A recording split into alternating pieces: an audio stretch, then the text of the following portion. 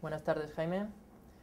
Aprovechamos tu venida aquí a la escuela para la presentación del libro Acta Pyme Europea y bueno, queríamos hacerte una pequeña entrevista enfocada en la presentación del libro.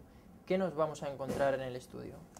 Pues mira, José, el estudio lo que pretende y lo que creo que os vais a encontrar, si lo hemos hecho bien, es contrastar las experiencias y opiniones de algunas empresas españolas con las propuestas que el Acta Europea de la Pequeña y Mediana Empresa plantea como acciones a desarrollar por la propia Comisión Europea y por los Estados miembros. Es decir, en definitiva, con las políticas oficiales que de cara al futuro, pues tanto la Comisión como los Estados miembros deben llevar a cabo para apoyar a la PYME.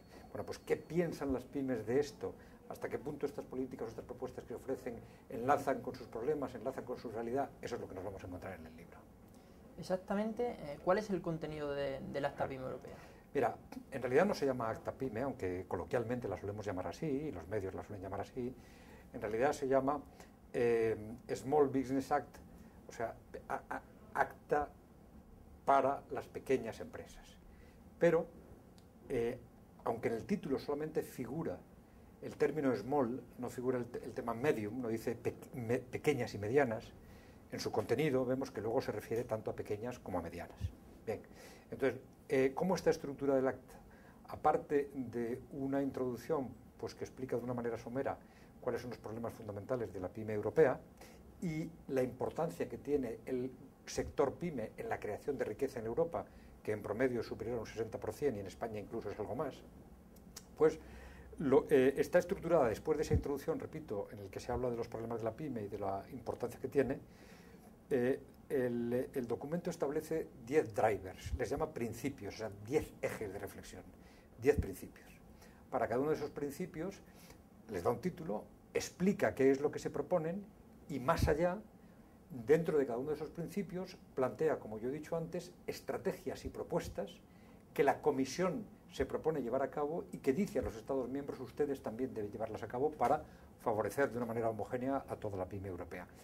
Además de eso hay algunas propuestas legislativas y normativas específicas, pero en base es 10 principios y una serie de propuestas para poner en marcha esos principios.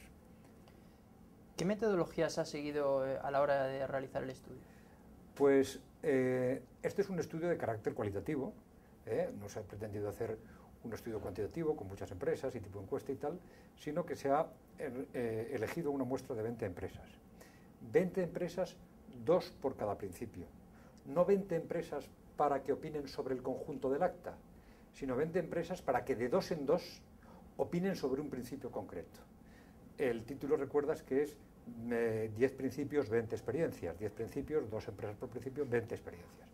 Y entonces, claro, como cada principio tiene una temática específica, por ejemplo, hay un principio que se refiere a la empresa familiar, hay un principio, no voy a contar todos, pero algunos, que se refiere a la empresa que exporta o que quiere exportar, hay un principio para la que tiene problemas financieros, hay un principio orientado a los problemas de la empresa que vende a las administraciones públicas, la que tiene problemas con la burocracia, que son prácticamente todas, etc. Entonces, hemos elegido 2 empresas cuya problemática tiene que ver con el contenido de cada principio.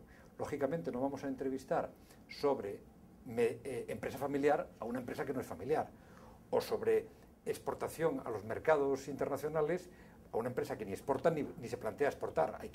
O sobre problemas financieros, quinto principio, a una empresa que no tiene o nunca ha tenido y no pretende o no prevé tener problemas. Entonces hay que buscar empresas, cada pareja de empresa que tenga relación con el contenido de cada uno de los principios. Eso es lo que hemos hecho, buscar 2 empresas con una problemática relacionada con las propuestas de cada uno de los principios. 10 principios, 20 experiencias. En el estudio, según me cuentas, se han contrastado una serie de experiencias y opiniones de esta serie de empresas españolas con el contenido que establece la Acta Pyme Europea. ¿Nos puedes extraer alguna conclusión del mismo? Sí, vamos a ver. En 2 planos.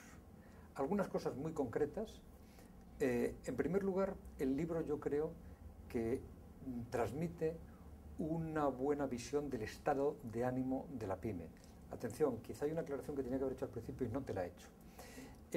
En la pregunta anterior, en la que me has preguntado sobre metodología, se ha querido que este estudio esté orientado a sectores maduros de la economía, pymes de sectores tradicionales, no pymes de la nueva economía, economía emergente, las .com, todas las de este movimiento de nueva economía. No, aquí se ha querido que fueran sectores tradicionales, sectores maduros. Entonces, yo creo que el libro da unas buenas pinceladas de cuál es el estado de ánimo de las pymes de estos sectores que están mucho menos en los medios todos los días, que están mucho menos en la inquietud de las propuestas oficiales, de las políticas, de la ayuda oficial, que parece que están un poco más en una posición un poco secundaria. Lo primero que diría es eso, por lo tanto, una buena pincelada de su estado de ánimo. Y luego, conclusiones que hablan pues, de la pertinencia del contenido del acta. En mi opinión, resulta de este estudio que las propuestas que hace el acta son bastante realistas en relación con los problemas verdaderos que tiene la pyme. Bien es verdad, y esta es otra conclusión del estudio, que parecería que el acta ha venido en un momento un poco complicado, porque el acta la aprueba la Comisión Europea, su borrador, en junio de 2008 y lo aprueba el Parlamento Europeo, lo somete al Parlamento Europeo, etcétera, en diciembre de 2008. Por tanto, es un documento que empieza a estar operativo en marcha a principios del 2009. Este estudio se hace a finales del 2010, primero del 2011. Han pasado escasamente 2 años. Son propuestas estratégicas y de largo alcance. Sus resultados no se ven inmediatamente. Bien, eso queda ahí. Por tanto, es un documento que está llegando. Es un conjunto de propuestas que están empezando. Y por otro lado, la crisis de una virulencia tremenda no está prevista con esa virulencia en el documento. Por otro lado, daría, por tanto, la sensación de que se ha quedado un poco atrás, se ha quedado un poco corta. Y esto, que yo creo que es verdad y que en el libro, en las opiniones de las empresas se pone de manifiesto, desde mi punto de vista hay que matizarlo un poco a la luz de los hechos posteriores. Es decir, los contenidos de las propuestas, los contenidos del acta, están ahí, atinan bastante bien, y aunque es verdad que en algunos aspectos no son suficientemente profundos o no son suficientemente directos o se van un poco por las ramas en relación con la crudeza de la crisis, pero no es menos cierto que si uno entra en este momento en el portal europeo de la pequeña y mediana empresa, ve que el acta no se ha quedado parada, sino que ha habido debate posterior, que hay nuevos documentos, que hay opiniones, y por tanto sí que se ha refrescado y de alguna manera se ha soslayado esa carencia que pudiera tener, ¿no? Por tanto, al final yo creo que hay que decir que es verdad, que pueda tener alguna carencia, pero que con el tiempo lo que ha conseguido es centrar el problema, focalizar el problema en la pyme y que haya un verdadero debate alrededor de la pyme, y eso lo está consiguiendo. Luego, además, y acabo ya respecto a esta pregunta, porque te he dicho en 2 planos, en un segundo plano más de detalle, te da algunos aspectos generales, en un segundo plano un poco más de detalle, pues hemos extraído 25 o 30 ideas clave, casi en un formato casi telegráfico. Exagero, 4 o 5 líneas por idea. Es decir, de todo lo que han dicho las pymes en las entrevistas que les hemos hecho, pues ha habido cosas que nos han parecido pues, bastante sustanciales y las hemos puesto a modo de flashes o de textos casi telegráficos al final, no ni mucho menos todo, sino una selección de lo que han dicho, pues algunas o cada una de ellas.